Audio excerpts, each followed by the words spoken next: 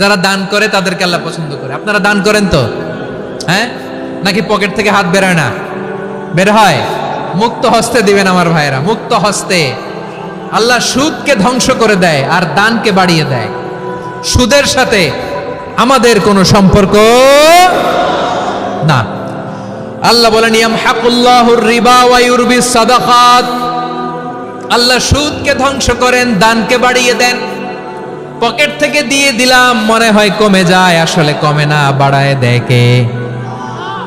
মনে হয় কমে গেছে, আসলে বাড়ায় দেয় কে? আপনি দিলে আপনারে দিবে কে? আল্লাহ দিবে। আপনার কাছে মনে হয়েছে কমে গেছে, আসলে কমে নাই। আল্লাহ বলেন দানের দৃষ্টান্ত কেমন তোমরা জানো নাকি?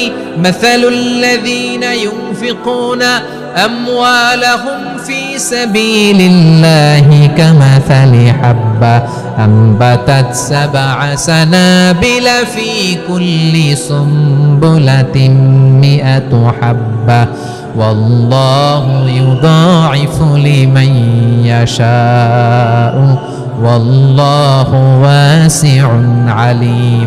আল্লাহ বলেন সম্পদের মায়া ছেড়ে তুমি যে মসজিদের দান বক্সে দান করো, তুমি যে মাহফিলের এই অনুষ্ঠানে দান করো, তুমি যে গরিবের হাতে টাকা তুলে দাও, তোমার এই দানের দৃষ্টান্তটা হলো একটা চারা বীজের মতো।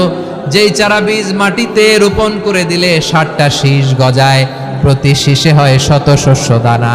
আল্লাহ যারে চায় তেমনি বাড়িয়ে দেয়, তিনি যাকে মন চায় তাকে প্রাচুর্যতা দেয়। সুবহানাল্লাহ, ওয়াসিউন আলিম। আপনি যে দান করেন এটার দৃষ্টান্ত চারা বীজের মতো, রোপণ করে দিলে এক বীজ থেকে 60টা শীষ গজায়। আমার ভাইয়েরা, বীজ রোপণ করলে শীষ বলেন না ময়মনসিংহ, এটারে কি বলে? শীষ। 7টা শীষ, প্রতি শীষে থাকে শত শস্য দানা, 100 করে শস্য দানা, 700টা। তাহলে দিলে বাড়ায় দেয় কে?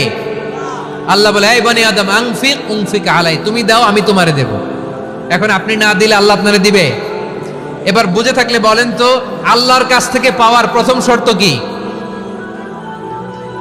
আমাকে দিতে হবে, ঠিক কিনা?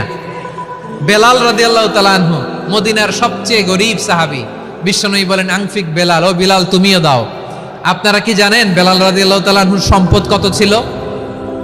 বেলাল রাদিয়াল্লাহু তাআলা আনহুর মূল সম্পদের পরিমাণ ছিল মাত্র একটা লুঙ্গি। একটা কি?